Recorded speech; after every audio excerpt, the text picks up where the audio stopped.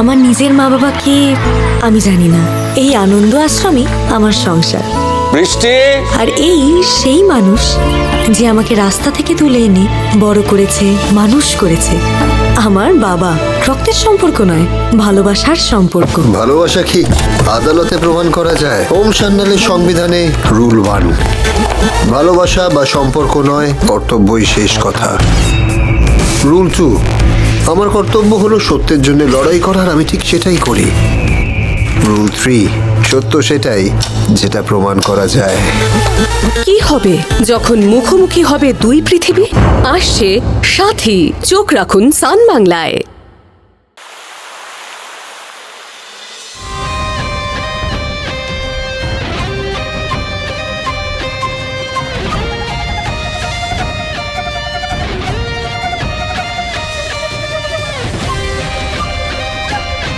Riju, bag গোছাচ্ছ কেন তুমি?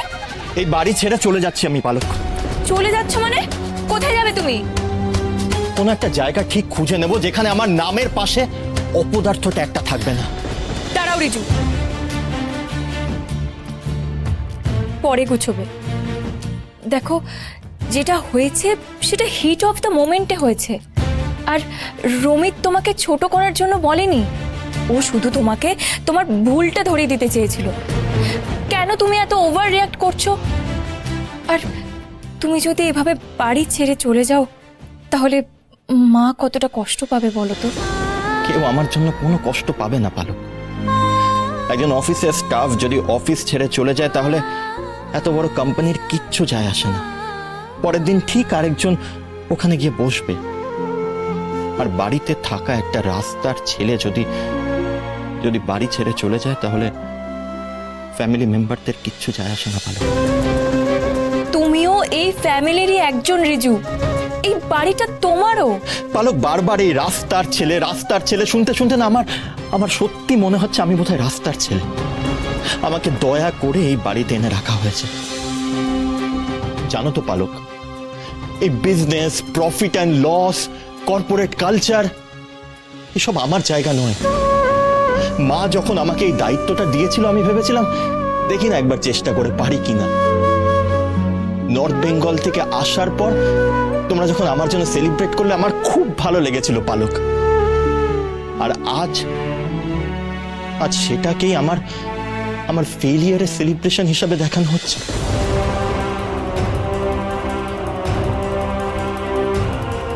পালক, এর থেকে বড় অপমান আমার কাছে আর কি হতে পারে?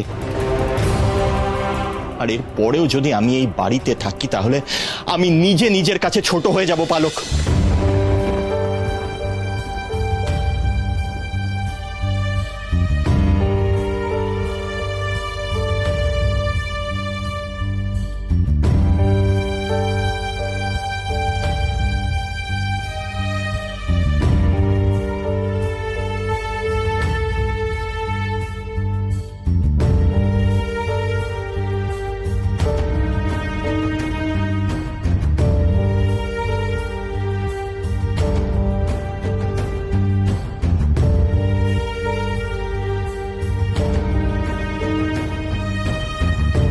পালক, তুমি চাইলে এখানে থাকতে পারো, আমার কোনো অসুবিধা নেই। যেখানে তুমি থাকবে না সেখানে আমি কোন অধিকারে থাকবো? কোন পরিচয়? পালক, আমার থাকার কোনো জায়গা ঠিক নেই। আর আমি কি করব সেটাও জানি না। তোমার আমার সঙ্গে থাকতে খুব কষ্ট হবে পালক। এতদিন তো তোমার ভালো লাগার সঙ্গী হয়েছে, আজ না হয় তোমার কষ্টেরই সঙ্গী হব।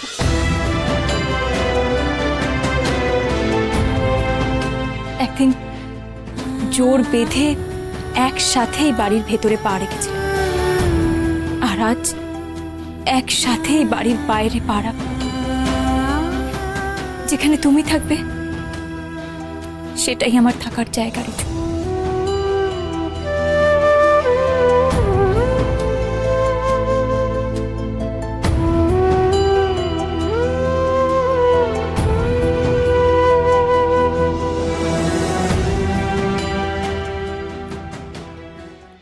এটা নেবে না?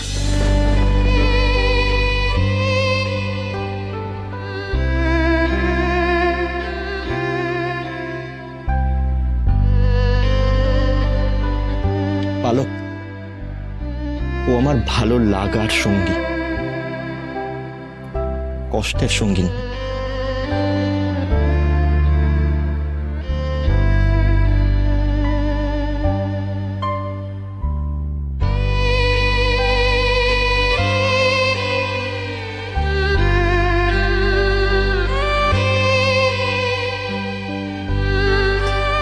চলো পালক।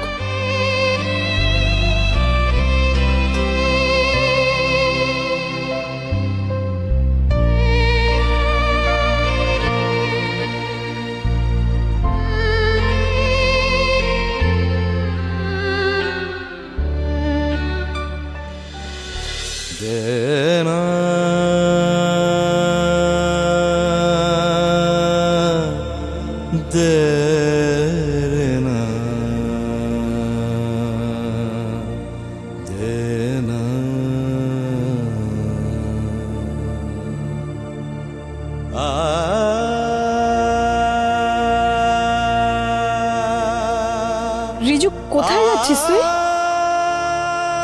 পিসি, আমরা এই বাড়ি ছেড়ে চলে যাচ্ছি।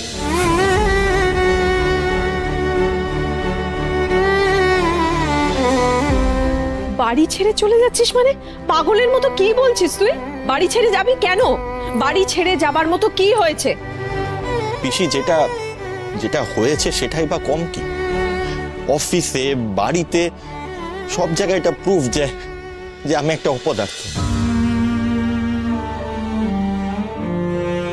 এই বাড়ির সবাই নাকি আমার খুব ভালো চায়, তাই আমার খারাপগুলো সবসময় চোখে আঙ্গুল দিয়ে দেখিয়ে দেয়।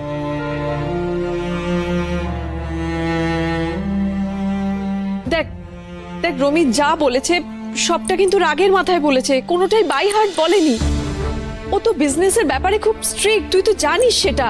আর রিজু, তুই ভুলটা করেছিস। ও তোকে দাদা হিসেবে যা বলার বলেছে রিজু। ভুল না ঠিক সেটা সময় বলে পিসি। আর আমি তো সেই সময়টাই পেলাম না। মা আমাকে দাদার মতন করে গড়ে তুলতে চেয়েছিল, আর এটা মার ভুল না আমার অপদার্থতা, সেটাও সময় বলে দেবে। রিজু, রিজু দেখো, যাই হয়ে যাক না কেন তুমি সেটা বসে মিটিয়ে নাও, কিন্তু প্লিজ প্লিজ তুমি এই বাড়ি ছেড়ে চলে যেও না। এই বাড়িটা তোমাকে খুব মিস করবে রিজু। একটা অপদার্থকে কেউ মিস করে না, মিস করা উচিত না।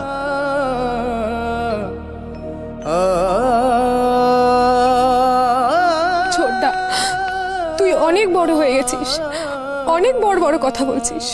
আমরা কেউ তোকে মিস করব না। সত্যি তো, একটা অপদার্থকে কে কবে মিস করেছে বল?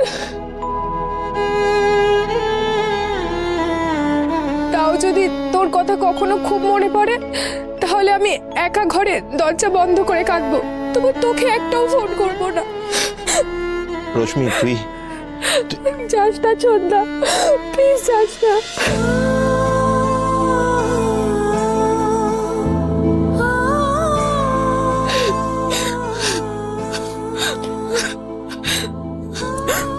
কাঁদিস না রশ্মি, দেখি সব অভ্যাস হয়ে গেছে তোর। আমাকে না দেখতে দেখতে আমার কথা আর মনেই পড়বে না তোর। না, আমি তোকে কোথাও যেতে দেবো না, তুই যাস না। রশ্মি, ওকে ছেড়ে দে।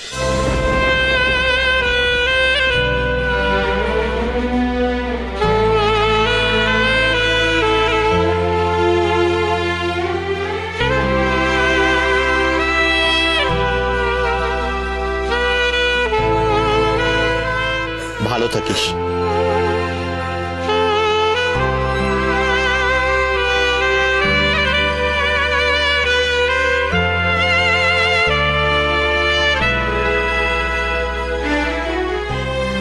মা, আমার জন্য তোমার কোনো ক্ষতি হোক সেটা আমি চাই না।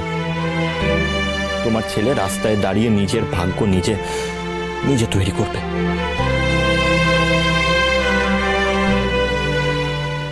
আসছি মা।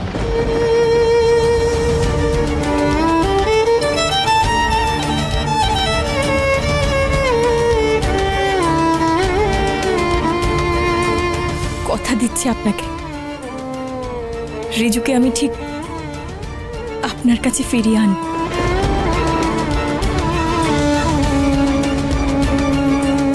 যে রিজুকে দেখে আপনার গর্ব হবে। রিজু যাস না প্লিজ।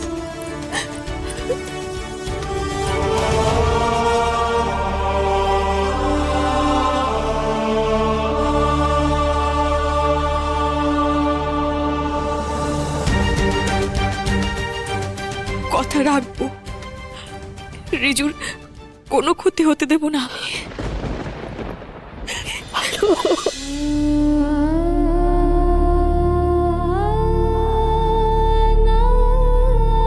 যেও না ভালো।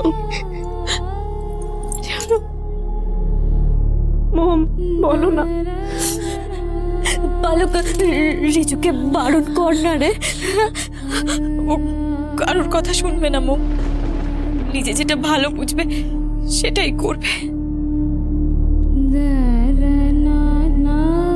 তুই সাবধানে থাকিস। না রিজু, রিজু, রিজু যাস না। রিজু, রিজু এভাবে যাস না। রিজু, আমাদের ঘর বাড়ি জং ধরে যায় আমাদের তরবারি, যত ভাবি আল গোছে জল খেতে পাবো, জামা ভিজে যায় আর কত দূর যাব, ভেঙে চুরে যায় আমাদের ঘর বাড়ি, জং ধরে যায় আমাদের তরবারি, যত ভাবি আল গোছে জল খেতে পাবো, জামা ভিজে যায় আর কত দূর যাব, যত দূরে যায় আমাদের হাতছানি, তারও দূরে দেখি না বিকের মস্তানি, দিক ভুল হয়ে যায় খুঁজে পাওয়া যায় না আমাদের বাড়ি। একবার বিদায় দে মা, ঘুরে আসি।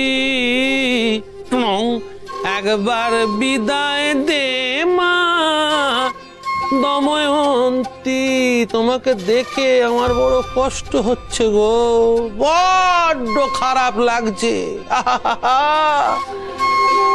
কি শাসন করেছো, তাও ভাইয়ে ভাইয়ে আলাদা হয়ে গেল। রোধ করতে পারলে না, হতে চেয়েছিলে লাঠি, হয়ে গেলে কাঠি। আনন্দ হচ্ছে না? খুব আনন্দ হচ্ছে। আজ তো তোমার আনন্দ করার দিন। চল, চলো একসাথে আনন্দ করি। আমারও আজকে খুব আনন্দ হচ্ছে। কেন জানো? তুমি আর আমাকে ব্ল্যাকমেল করতে পারবে না। আমার রিজু এই বাড়ি ছেড়ে চলে গেছে তো, আর ফিরবে না। তাই এই কথাগুলো বললেও কোনো লাভ হবে না। করো, আনন্দ করো। তাই হ্যাঁ, তাই। একটু ভুল করলে ভাই। অখিলেশ চ্যাটার্জি কখনো একটা চাল মাথায় রেখে খেলতে নামে না দময়ন্তী। আমি যদি রিজুকে গিয়ে এখন বলি এই সমস্ত সম্পত্তি, গাড়ি বাড়ি সব কিছু রিজুর নামে, তাহলে কি হবে ভেবেছো? একটা লিগ্যাল নোটিশ, সেটা তোমাকে তোমার বাড়ির সকলকে নিয়ে রাস্তায় গিয়ে দাঁড় করাবে। তাই যতক্ষণ না আমার টাকাটা আমাকে দিচ্ছ দময়ন্তী, ততক্ষণ এই ভয়টা থাক। এই ভয়টাই তো তোমাকে বাঁচিয়ে রাখবে দময়ন্তী। যাও, আমার জন্য ভালো করে একটা লেমন টি বানিয়ে আনো তো। কি? আমি তোমার জন্য চা করে নিয়ে আসবো?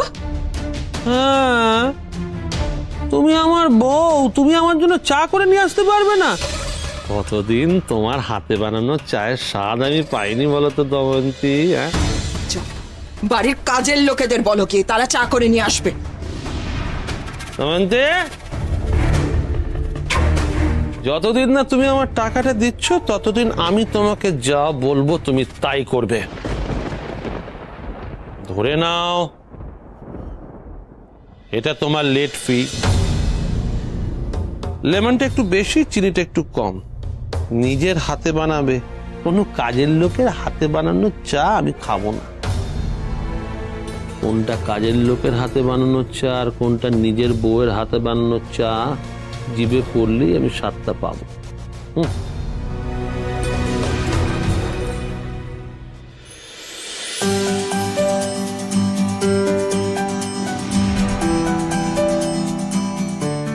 আসুন স্যার, আসুন আসুন আসুন স্যার।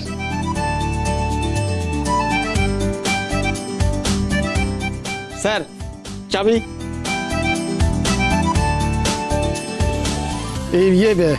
স্যার বলছিলাম যদি কিছু লাগে, হ্যাঁ এই সুইচটা টিপবেন।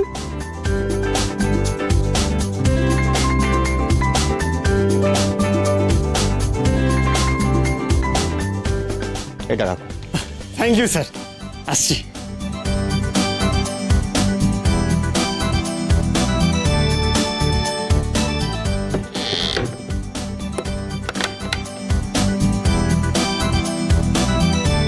যাক পালক, একটা মাথা গোঁজার জায়গা তো হলো। এবার থেকে এটাই আমাদের হোম সুইট হোম।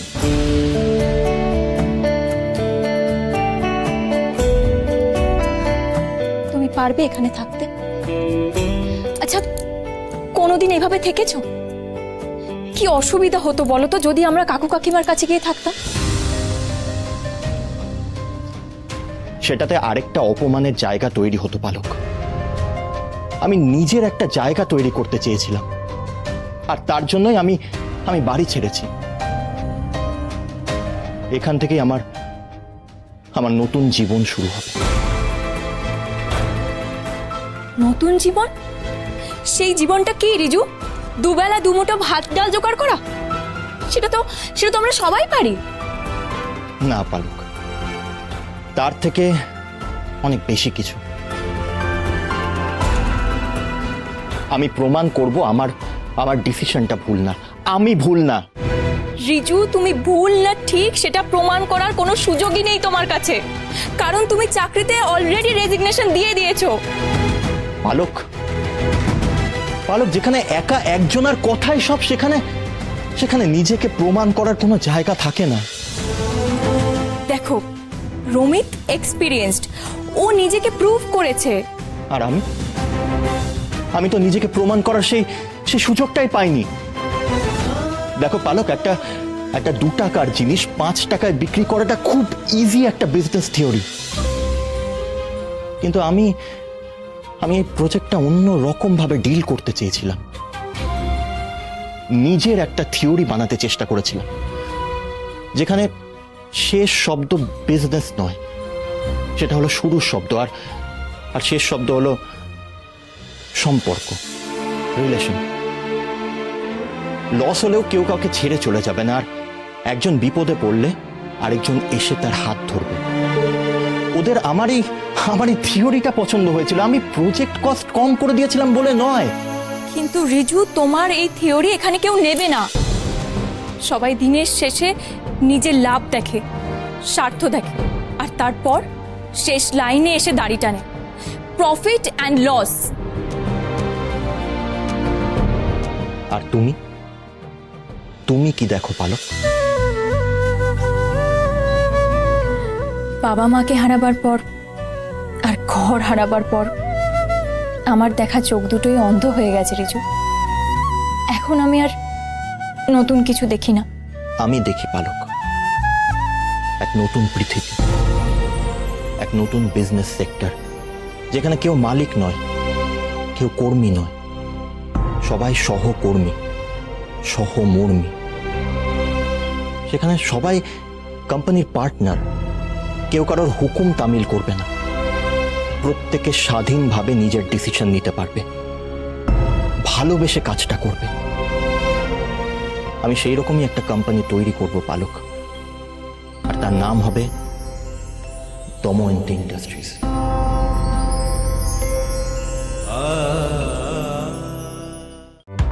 অফারটি শুধুমাত্র ভারত ও বাংলাদেশের দর্শকদের জন্য প্রযোজ্য।